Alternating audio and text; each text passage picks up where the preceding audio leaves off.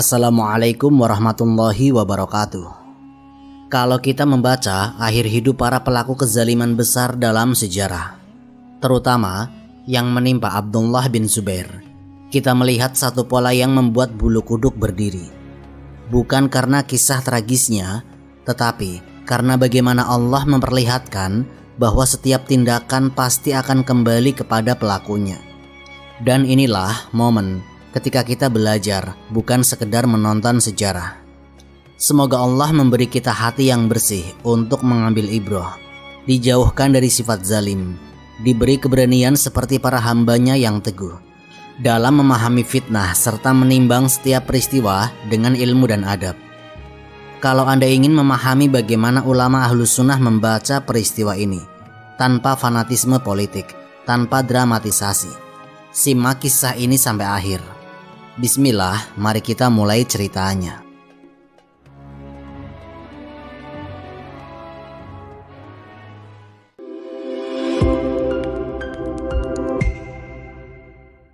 Identifikasi para pelaku. Siapa saja yang terlibat dalam pembunuhan Abdullah bin Zubair?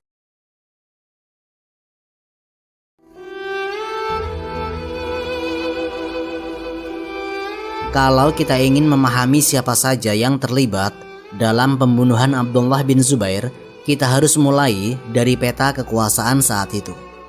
Kita bicara tentang masa ketika kekuasaan Bani Umayyah berada di bawah Abdul Malik bin Marwan. Ia bukan hanya kepala negara, tapi poros utama semua keputusan militer dan politik di Syam. Dalam riwayat Tabari dan Ibnu Katsir, Abdul Malik digambarkan sebagai sosok yang memiliki karakter tegas dan sangat fokus pada stabilitas negara. Maka, ketika muncul figur yang memiliki legitimasi kuat di Hijaz seperti Abdullah bin Zubair, ia memandang itu sebagai ancaman langsung terhadap otoritas pusat. Pada titik ini, identifikasi pelaku pertama jelas. Keputusan tertinggi yang mengarahkan operasi militer menuju Hijaz berasal dari Abdul Malik. Dari sinilah muncul kedua tokoh yang paling menonjol, yaitu Hajjaj bin Yusuf. Riwayat Ibnu Sa'ad menjelaskan bahwa Hajjaj pada masa itu baru menunjukkan bakat militernya di Irak. Abdul Malik melihat bahwa ia cocok untuk misi bersifat penegakan yang membutuhkan ketegasan dan absolut loyalitas. Dalam catatan sejarah, ia diberi 2 mandat, yaitu meredam perlawanan di Irak, lalu bergerak ke Hijaz untuk menghadapi Abdullah bin Zubair. Mandat ini bukan permintaan sukarela dari Hajjaj, ini perintah langsung dari Khalifah. Jadi, secara struktur, Hajjaj adalah pelaksana utama operasi, tetapi tetap dalam koridor komando Khalifah. Ketika Hajjaj mulai mengatur operasi menuju Mekah, ia membawa pasukan bersenjata yang lengkap. Lalu kelompok berikutnya yang harus kita identifikasi adalah pasukan Manjanik, operator mesin pengepung yang menembakkan batu ke area sekitar Masjidil Haram. Riwayat-riwayat klasik berbeda dalam jumlah mereka. Sebagian dalam Tabari menyebut kelompok ini berdiri dari unit-unit teknik militer yang memang sudah lama digunakan dalam peperangan Syam dan Irak. Sedangkan Ibnu Katsir menyebut bahwa sebagian dari operator tersebut bukan berasal dari Syam, tapi dari pasukan gabungan yang Hajjaj kumpulkan di Taif. Yang jelas, mereka adalah pelaku langsung penembakan batu ke arah Mekah. Mereka bukan komandan, bukan pengambil keputusan politik, tetapi eksekutor teknis dalam pengapungan. Selain kelompok Manjanik, ada kelompok lain yang sering luput dibahas, yaitu para penjaga dan algojo yang menangani proses setelah Abdullah bin Zubair gugur. Dalam riwayat Ibnu Sa'ad dan sebagian riwayat dalam Tabari disebutkan bahwa Hajjaj memerintahkan sekelompok penjaga untuk memastikan jenazah Abdullah bin Zubair tidak didekati oleh penduduk Mekah. Mereka pula yang menerima perintah penyaliban jasad di area tertentu.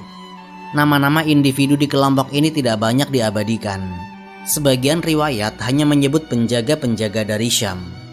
Ibnu Katsir bahkan menilai pada masa itu identitas mereka memang tidak dianggap penting oleh sejarawan, karena mereka hanyalah pelaksana teknis tanpa kedudukan politik.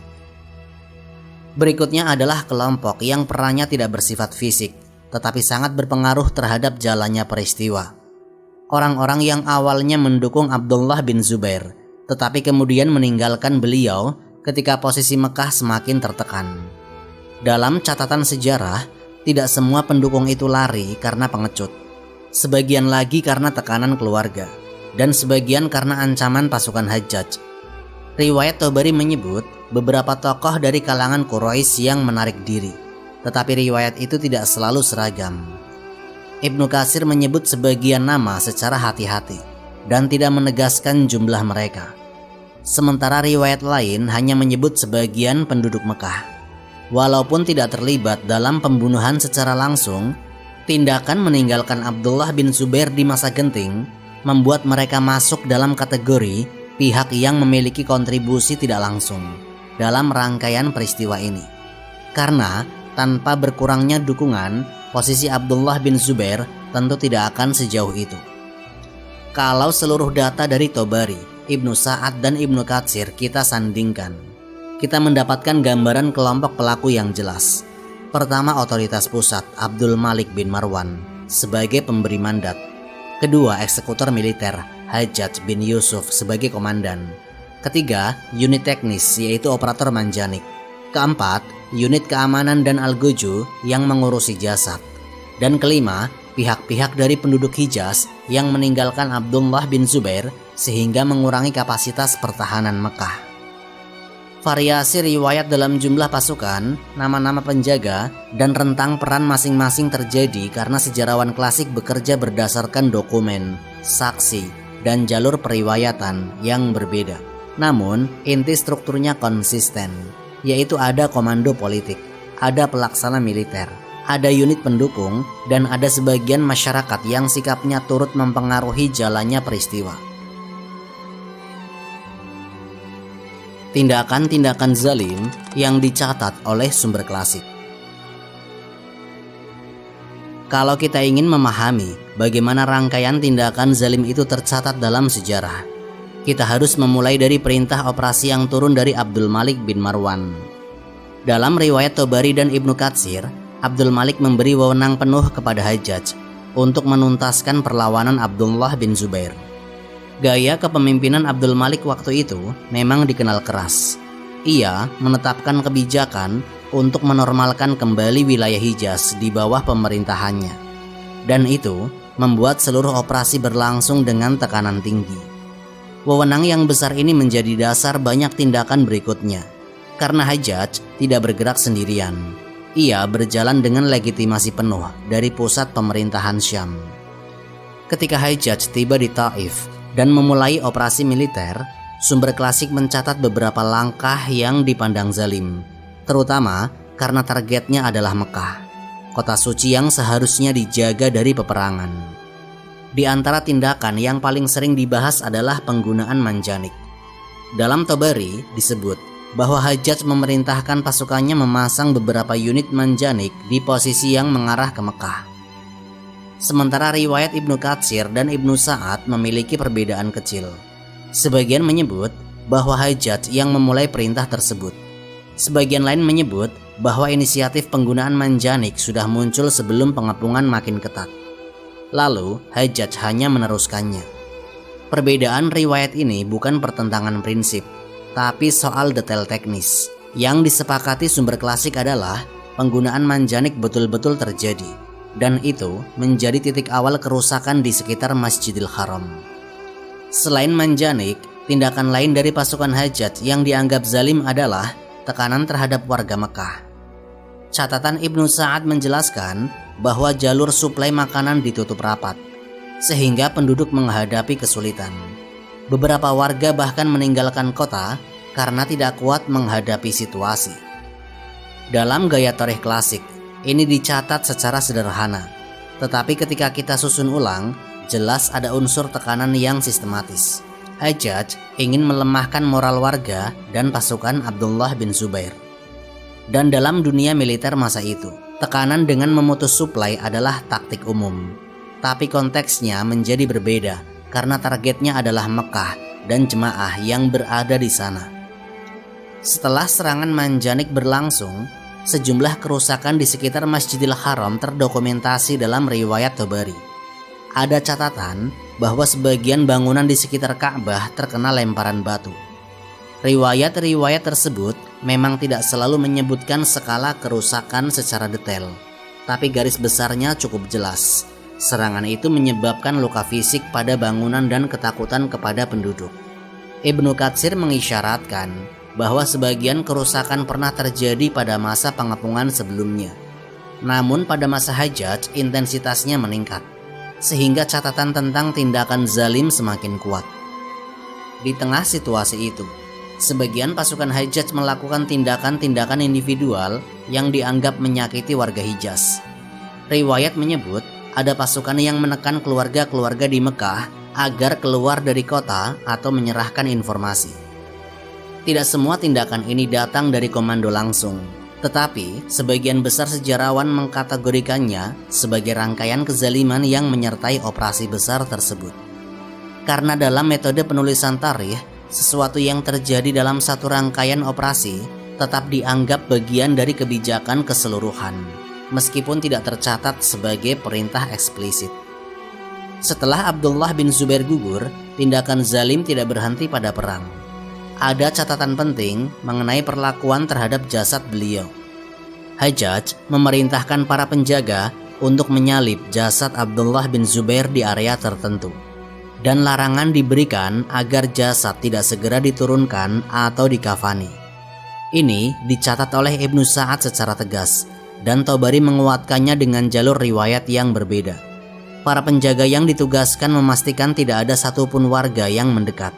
Sikap keras ini dicatat bukan sebagai bagian dari pertempuran, tapi sebagai kebijakan pasca kematian yang dianggap melampaui batas. Bahkan, beberapa riwayat menggambarkan bahwa penjaga sempat memperketat pengawasan meskipun ada protes dari penduduk Mekah. Riwayat juga mencatat perbedaan sudut pandang terkait siapa yang mengusulkan agar jasad disalib. Sebagian mengatakan itu adalah ide Hajjaj langsung. Sebagian menyebut ia melaksanakan instruksi dari Abdul Malik. Dan sebagian lagi mengatakan itu hasil keputusan komandan lapangan setelah melihat situasi. Sebagaimana biasa dalam literatur tarikh, perbedaan ini muncul karena jalur periwayatan yang berbeda. Tetapi intinya tetap sama. Proses penyalipan adalah bagian dari tindakan zalim yang tercatat secara jelas dalam sejarah. Azab dan akhir hidup Hajjaj bin Yusuf berdasarkan riwayat klasik.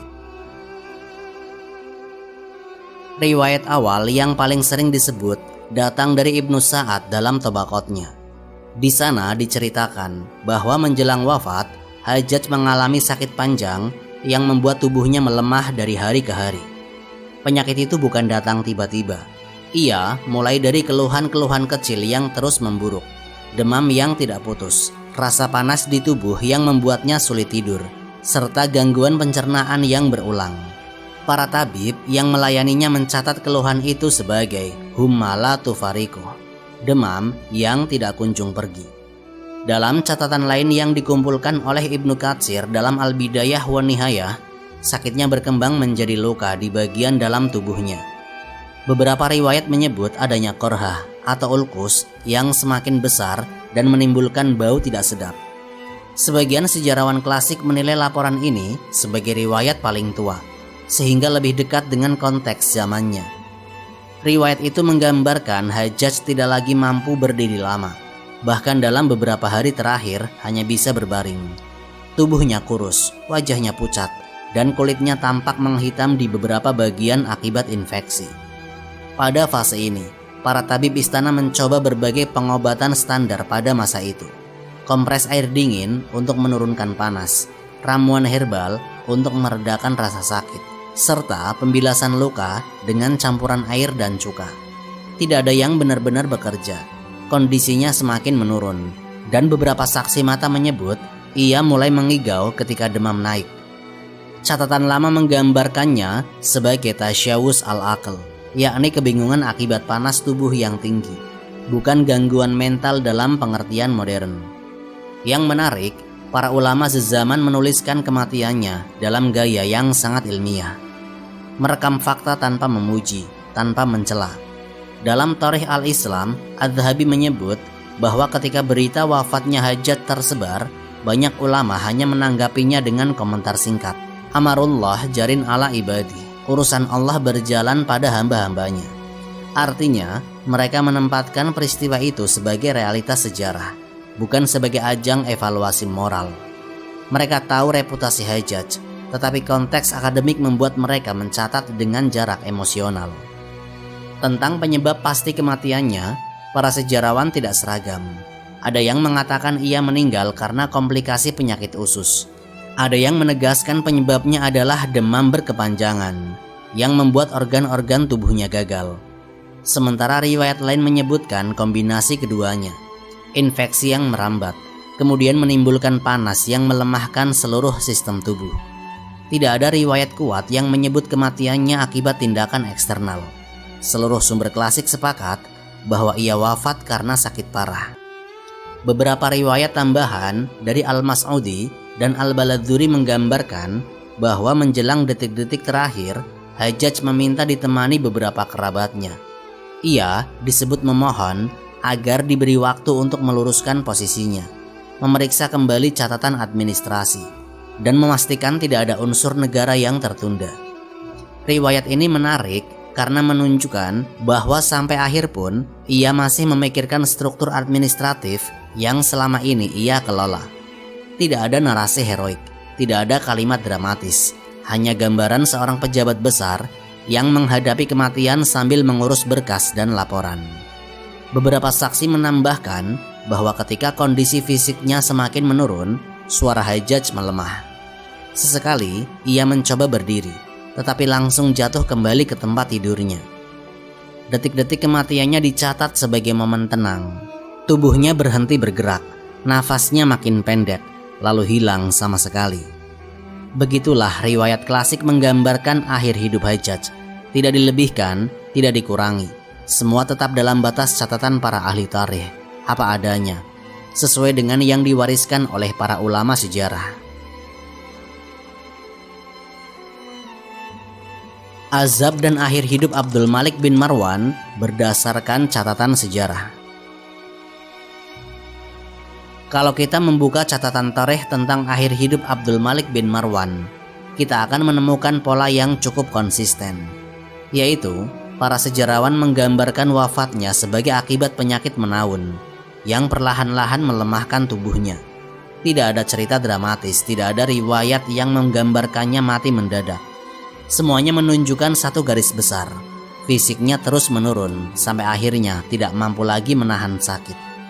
Di antara riwayat paling awal datang dari Ibnu Sa'ad dalam Tabaqat yang mencatat bahwa Abdul Malik terserang penyakit berkepanjangan yang membuatnya kehilangan tenaga sedikit demi sedikit.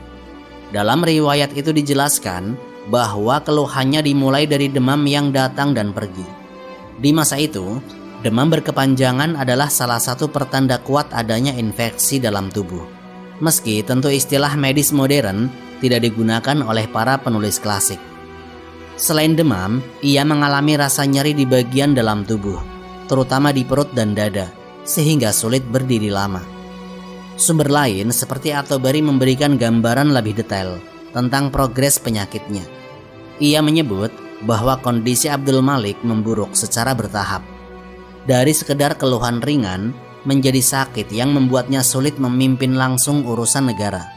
Pada periode ini, ia mulai mempercayakan sebagian tugas administratif kepada putra-putranya, meskipun masih tetap memberi arahan.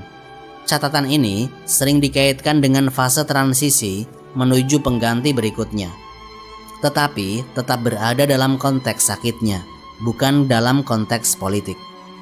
Ibnu Katsir dalam Al-Bidayah wa Nihayah juga mencatat penyakitnya. Beliau menggambarkan bahwa Abdul Malik mengalami apa yang disebut para tabib pada masa itu sebagai da'al badaniyah, penyakit tubuh yang melemahkan fisik secara umum. Riwayat ini tidak menyebutkan diagnosis spesifik, tetapi menjelaskan bahwa tubuhnya semakin kurus, wajahnya pucat dan nafasnya berat. Di hari-hari terakhir, Abdul Malik bahkan dikatakan tidak lagi mampu berjalan tanpa bantuan. Ia lebih banyak duduk atau berbaring dan hanya sesekali berbicara dengan keluarganya. Menariknya, sebagian riwayat mencatat bahwa Abdul Malik tetap tenang dan terkontrol sepanjang masa sakitnya. Bukan berarti ia tidak merasakan sakit, tetapi ia menjaga ketenangan saat berbicara kepada anak-anaknya dan para pejabat. Dalam beberapa laporan, ia memberikan nasihat singkat tentang pentingnya menjaga stabilitas pemerintahan. Semata-mata karena itulah tugas yang selama ini ia emban. Ucapannya bersifat administratif dan fungsional, bukan pesan spiritual yang panjang yang sering dibesar-besarkan dalam kisah-kisah populer. Terkait penyebab penyakit, para sejarawan berbeda pendapat. Sebagian menduga ia menderita penyakit lambung atau usus, karena beberapa riwayat menyebut gangguan buang air dan rasa panas di bagian perut. Ada pula catatan yang mengatakan bahwa ia mungkin mengalami infeksi pada organ dalam yang membuat tubuhnya terus melemah. Namun, tidak ada satu riwayat pun yang menjelaskan penyebab spesifik secara meyakinkan. Standar kedokteran pada masa itu belum memungkinkan diagnosa yang tepat. Yang jelas, seluruh sumber sepakat bahwa penyakit itu bersifat progresif. Semakin lama, semakin parah. Riwayat Al-Mas'udi menambahkan detail kecil. Abdul Malik pernah mengalami pingsan beberapa kali pada minggu-minggu terakhir. Ketika sadar, ia kembali mengingatkan para putranya tentang urusan negara dan perintah-perintah administratif. Riwayat ini menunjukkan bahwa kesadarannya terkadang menurun, kemungkinan besar akibat demam dan melemahnya tubuh. Namun, riwayat tersebut tetap berada dalam batas wajar, hanya catatan medis apa adanya. Beberapa sejarawan juga mencatat bahwa Abdul Malik tetap meminta dikabarkan perkembangan pasukan dan keputusan gubernur-gubernurnya meski sudah tidak lagi bisa turun langsung mengatur. Ini menggambarkan sikapnya di akhir hayat, fokus pada pemerintahan, konsisten dengan karakter administratifnya sejak awal masa kekuasaannya. Tentang detik-detik wafatnya, riwayat paling ringkas datang dari Ibnu Sa'ad. Ia meninggal setelah sekian lama menderita sakit, dalam kondisi lemah dan dikelilingi keluarganya. Tidak ada kejadian luar biasa, nafasnya melemah lalu berhenti. Azab bagi para pelaku manjanik dan penjaga yang menyalib jasad Abdullah bin Zubair. Setelah pasukan Hajjaj menaklukkan Mekah, kelompok pertama yang paling banyak disebut dalam literatur adalah para pengoperasi manjanik. Mereka inilah yang menembakkan batu-batu besar ke arah kota haram, termasuk area sekitar Masjidil Haram. Dalam riwayat At-Tabari, Ibnu Al-Atsir dan Ibnu Katsir disebutkan bahwa para operator manjanik sebagian besar direkrut dari Syam dan sebagian dari Irak di bawah perintah langsung komandan lapangan Hajjaj. Setelah operasi di Mekah selesai, banyak dari mereka dipindahkan ke peperangan berikutnya. Disinilah para sejarawan mencatat pola yang cukup sering disebut, yaitu banyak anggota pasukan pengepung, terutama kelompok yang terlibat dalam pengoperasian manjanik, tidak bertahan lama. Dalam catatan At-Tabari, ada laporan bahwa sekelompok operator manjanik tewas di pertempuran melawan kelompok-kelompok yang memberontak di Irak. Catatan itu menggambarkan bahwa mereka gugur dalam jumlah signifikan, terutama di pertempuran-pertempuran kecil yang terjadi setelah bertahun-tahun awal kekuasaan Abdul Malik. Dalam riwayat lain yang dikutip oleh Ibnu Sa'ad, sebagian pasukan yang pernah ditugasi mengoperasikan manjanik di Mekah dilanda wabah penyakit. Riwayat ini tidak menyebut penyakit apa, tetapi mencatat bahwa beberapa di antara mereka meninggal dalam waktu berdekatan. Para sejarawan umumnya menyebut bahwa wabah ini terjadi di daerah Kufah atau Wasit, tempat pasukan-pasukan itu ditempatkan sementara sebelum kembali digerakkan. Nama individu tidak dijelaskan, tetapi catatan kematian kolektif ini disebutkan oleh lebih dari satu sumber, menunjukkan bahwa kejadian tersebut dikenal pada masa itu. Selain operator manjanik, ada kelompok kedua yang tercatat dalam literatur tarikh, yaitu para penjaga yang mengawasi jasad Abdullah bin Zubair setelah penyaliban yang dilakukan oleh Hajjaj. Para penjaga ini bertugas berlapis, bergantian siang dan malam.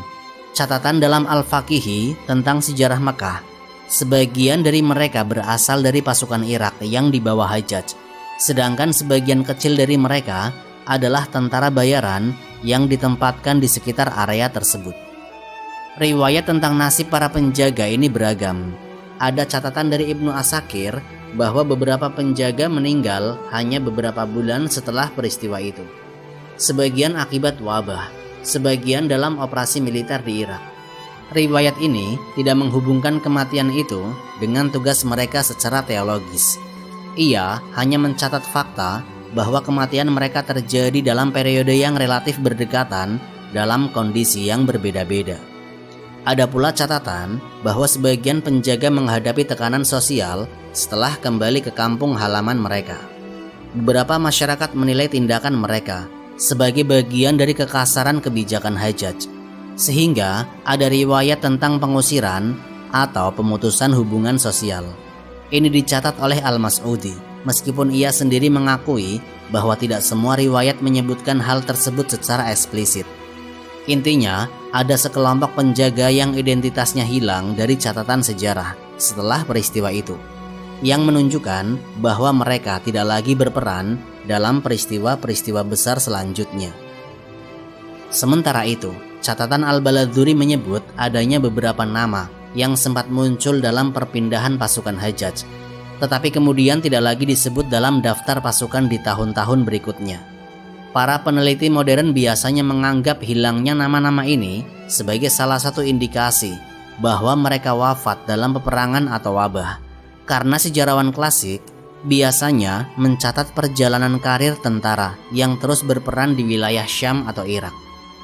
Ada pula riwayat dari Ibnu Al-Atsir yang menyebutkan bahwa sekelompok prajurit yang bertugas dalam pengepungan Mekah dan turut serta dalam pengawasan pasca eksekusi Abdullah bin Zubair mengalami kekalahan besar dalam salah satu operasi Hajjaj di wilayah timur. Mereka tidak disebut sebagai unit khusus, tetapi sebagai bagian dari pasukan yang kehilangan banyak anggota dalam operasi berskala kecil. Sebagian riwayat menekankan bahwa banyak dari mereka tidak dikenal namanya, karena bukan perwira atau tokoh yang memiliki kontribusi signifikan selain tugas teknis dalam operasi militer. Itulah sebabnya nama mereka hilang dari catatan sejarah setelah beberapa tahun. Ini cukup umum dalam literatur tarikh. Prajurit yang tidak menonjol biasanya hanya disebut ketika ada kejadian luar biasa, dan sisanya tenggelam dalam anonim. Sebagian kecil dari penjaga jasad Abdullah bin Zubair disebutkan hidup lebih lama. Namun dalam catatan Al-Faqihi, mereka kemudian kembali ke Irak dan tidak lagi tercatat terlibat dalam operasi militer penting. Riwayat-riwayat semacam ini tidak menjelaskan penyakit atau sebab kematian mereka, hanya mencatat bahwa nama mereka berhenti muncul dalam peristiwa-peristiwa penting. Itulah gambaran tentang nasib para operator manjanik, pasukan pengepung, dan para penjaga jasad. Riwayatnya tersebar, nama individunya tidak jelas, tetapi pola kematian kolektif, wabah, dan hilangnya jejak mereka di catatan sejarah menjadi temuan yang berulang di berbagai sumber klasik. Hikmah, pelajaran akidah, dan analisis Ahlus Sunnah atas balasan bagi para pelaku. Di bagian penutup ini, kita tidak lagi mengulang kronologi. Kita hanya menarik hikmah, menata pelajaran akidah, dan menjelaskan bagaimana Ahlus Sunnah memahami rangkaian peristiwa besar yang mengitari wafatnya Abdullah bin Zubair, serta nasib para pelakunya. Pendekatan ini penting agar pembahasan tidak berubah menjadi glorifikasi konflik, tetapi tetap berada dalam koridor ilmiah dan adab terhadap para sahabat, serta tokoh-tokoh Islam generasi awal. Pertama, prinsip Ahlus Sunnah dalam membaca fitnah politik harus ditegaskan. Kita memahami bahwa setelah wafatnya para sahabat besar, dinamika kekuasaan tidak lagi bersih seperti masa Khulafaur Rasyidin. Fitnah politik, perebutan kekuasaan, dan konflik bersenjata terjadi karena kelemahan manusia, bukan karena perselisihan agama. Oleh karena itu, Ahlus Sunnah tidak menetapkan vonis akidah terhadap para pelaku fitnah. Kita menimbang berdasarkan kezaliman perbuatan, bukan menilai isi hati mereka. Sejumlah tokoh mungkin memiliki jasa tertentu di sisi lain kehidupan mereka, namun tindakan zalim tetap tercatat apa adanya dalam sumber-sumber sejarah. Dalam konteks pembunuhan Abdullah bin Zubair, Ahlus Sunnah memandang beliau sebagai seorang tokoh utama tabi'in yang memiliki keutamaan ilmu, ibadah, dan keberanian. Perselisihannya dengan pemerintahan Bani Umayyah adalah bagian dari fitnah politik, bukan perselisihan agama. Karena itu, para ulama klasik selalu berhati-hati menyampaikan riwayat tentangnya. Mereka membedakan antara kritik terhadap keputusan politik dan adab terhadap tokoh-tokoh awal Islam. Kedua, terkait hubungan antara kezaliman dan balasan Allah. Dasar akidah kita merujuk pada ayat-ayat yang menjelaskan sunatullah terhadap orang-orang yang zalim. Allah berfirman bahwa Dia tidak lengah terhadap apa yang diperbuat para pelaku kezaliman, dan bahwa balasan itu bisa terjadi di dunia, di akhirat, atau keduanya. Namun, Ahlus Sunnah menegaskan bahwa kita tidak menetapkan sebab akibat spiritual secara pasti, kecuali bila ada nas. Kita hanya menyebutkan kesesuaian antara perbuatan dan akhir hidup, bukan memastikan bahwa itulah balasan yang pasti dari langit. Sikap ini penting agar pembacaan sejarah tetap objektif dan tidak berubah menjadi klaim-klaim yang bisa melewati batas. Ketika ulama mencatat bahwa beberapa pelaku mengalami penyakit berat, kematian kolektif, atau akhir hidup yang sulit, mereka tidak menyatakannya sebagai kepastian qada ilahi yang spesifik. Mereka menyebutnya sebagai tanda-tanda yang selaras dengan sunatullah. Siapapun yang melakukan kezaliman besar terhadap kaum beriman, apalagi terhadap tokoh mulia, tidak jarang berakhir dengan cara yang membawa ibrah bagi generasi setelahnya. Ini adalah adab ilmiah yang dijaga para ulama sejak dahulu. Ketiga, refleksi ulama klasik terhadap kematian para pelaku menunjukkan kombinasi antara ketegasan dan kehati-hatian. Para ahli sejarah seperti At-Tabari, Ibnu Sa'ad dan Ibnu Katsir mencatat perbuatan mereka apa adanya, tanpa menghapus kezaliman yang terjadi, terutama terkait penggunaan kekerasan terhadap Mekah dan perlakuan terhadap jasad Abdullah bin Zubair. Namun, mereka juga tidak melampaui batas dengan menggambarkan akhir hidup mereka secara berlebihan. Catatan yang kita baca dari para sejarawan lebih banyak berupa uraian medis dan kronologis. Para ulama akidah juga menggunakan peristiwa ini sebagai contoh, bahwa kedudukan seseorang dalam pemerintahan tidak menjamin keselamatan dari ujian dan balasan. Ada pemimpin yang wafat dalam kondisi lemah dan penuh tekanan, dan ada komandan yang berakhir dengan penyakit mematikan. Tetapi Ahlus Sunnah tidak menjadikan kejadian itu sebagai kesempatan untuk menebar laknat tertentu, karena laknat terikat dengan nas yang jelas, bukan dengan analisis sejarah semata. Akhirnya, ketika seluruh rangkaian ini ditarik benang merahnya, pelajaran yang muncul adalah tentang sunatullah dalam menetapkan keadilannya, kehati-hatian para ulama dalam menilai fitnah politik, serta bagaimana setiap tindakan, baik ataupun buruk, akan kembali kepada pelakunya. Para penulis tarikh mencatat perbuatan, para ahli akidah menempatkan prinsip, dan umat mengambil ibrah agar tidak mengulangi kesalahan generasi terdahulu. Wallahu a'lam bishawab. Semoga kisah ini memberikan manfaat dan menjadi pengingat bagi kita semua untuk terus memperbaiki diri serta meningkatkan ketaatan kepada Allah Subhanahu wa Ta'ala. Lebih dan kurangnya mohon dimaafkan. Yang benar datangnya dari Allah Subhanahu wa Ta'ala. Khilaf atau keliru itu datangnya dari saya pribadi sebagai manusia biasa. Sampai jumpa di kisah-kisah inspiratif berikutnya. Akhirul kalam, wassalamualaikum warahmatullahi wabarakatuh.